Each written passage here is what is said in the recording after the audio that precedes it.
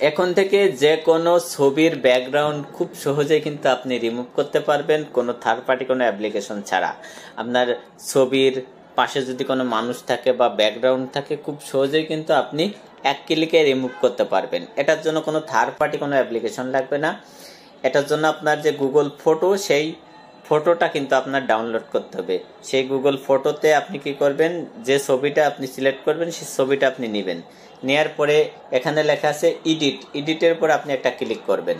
আমি কিন্তু এই ছবিটাই আপনাদেরকে একদম প্র্যাকটিক্যাল দেখিয়ে দেব কিভাবে রিমুভ করবেন। তারপরে পেয়ে যাবেন টোলসের উপর ক্লিক করবেন। টোলসের উপর ক্লিক করার পরে আপনার সামনে কিন্তু এরকম তিনটা অপশন চলে আসবে। ব্লার, আপনি যদি ছবিটার কালার ব্লার করতে চান সেটাও কিন্তু আপনি ব্লারে টিপ মারলে আপনার সেই ব্যাকগ্রাউন্ড কিন্তু ব্লার হয়ে যাবে। যদি আপনি মুখ রাখতে চান তাহলে আপনি কিন্তু সাইডে আপনি ক্লিক করলে আপনার দেখেন ব্লার হয়ে গেছে সাইডে। আর যদি মুখের উপর দিতে চান সে মুখ আপনার ব্লার হয়ে যাবে। যেহেতু আমরা ব্লার করব না সেক্ষেত্রে আমরা এখান থেকে চলে যাব পরের অপশনে ম্যাজিকের উপর ক্লিক করবেন। ক্লিক করলে এরকম ইন্টারফেস চলে আসবে।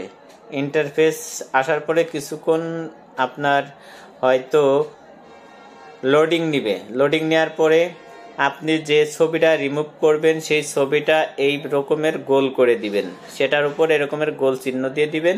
জাস্ট সাথে সাথে দেখবেন যে ছবির ব্যাকগ্রাউন্ড অটোমেটিক রিমুভ হয়ে গেছে।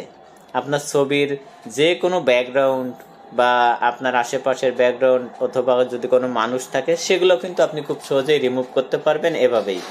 পরে যদি আপনি ছবিটা সেভ করতে চান তাহলে ডানে ক্লিক করবেন, যে সেভ কপি সেটার উপর ক্লিক করবেন। ক্লিক করলে ছবিটা কিন্তু গ্যালারিতে অটোমেটিক সেভ হয়ে যাবে এরকমের। তাহলে কোনো থার্ড পার্টি অ্যাপ্লিকেশন ছাড়াই খুব সহজেই আপনি কিন্তু গুগল ফটো দিয়েই এরকমের আপনার ছবির ব্যাকগ্রাউন্ডটা আপনি রিমুভ করতে পারবেন। অবশ্যই ভিডিওটা যদি একটু ভালো লেগে থাকে শেয়ার করে দিবেন, তাতে অন্য কেউ দেখে উপকৃত হতে পারে। আর আপনি যদি নতুন হয়ে থাকেন অবশ্যই চ্যানেলটা সাবস্ক্রাইব করে সাথে থাকবেন, তাহলে খুব সহজেই কিন্তু এরকম ইন্টারেস্টিং গুরুত্বপূর্ণ ভিডিও আপনি পেয়ে যাবেন।